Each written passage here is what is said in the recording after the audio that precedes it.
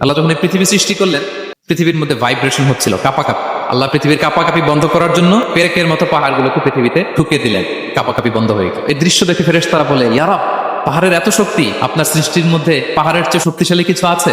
আল্লাহ বললেন আছে। সেটা কি? আল্লাহ বললেন সেটা লোহা, কারণ লোহা দিয়ে পাহাড় কাটা যায়, ঠিক কিনা? লোহার কথা শুনে ফেরেশতারা অবাক। ফেরেশতারা প্রশ্ন, তাহলে আপনার সৃষ্টির মধ্যে লোহার চেয়ে শক্তিশালী কিছু আছে? আল্লাহ বললেন আছে। কি সেটা? আন্নার, আগুন। কারণ আগুন লোহাকে কি করে? গলিয়ে ফেলে। ফেরেশতারা শুধু অবাকই হচ্ছে। ফেরেশতারা বলে, আগুনের চেয়ে শক্তিশালী কিছু আছে? আল্লাহ বলে আছে, আল মা, পানি। কারণ আগুনে দাউ দাউ করে জ্বলে ওঠা আগুনের মধ্যে পানি দিলে আগুন অস্তিত্ব হারায়। ফেরেশতারা শুধু অবাকই হচ্ছে। তারা বলে, তাহলে পানির চেয়ে শক্তিশালী কিছু আছে? আল্লাহ বলেন আছে, আর রিহ, বাতাস।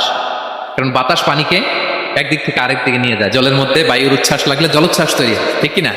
ফেরেশতারা আবার অবাক হয়ে বলে, তাইলে বাতাসের চেয়ে শক্তিশালী কিছু আছে? আল্লাহ বললেন আছে। সেটা কি? বলতেছে বনি আদম। ওই মানুষ শক্তিশালী যে গোপনে দান করে, এত গোপনে যে ডান হাত কি দান করলো, বা হাত সেটা টের পায় না। করেন সুবহানাল্লাহ।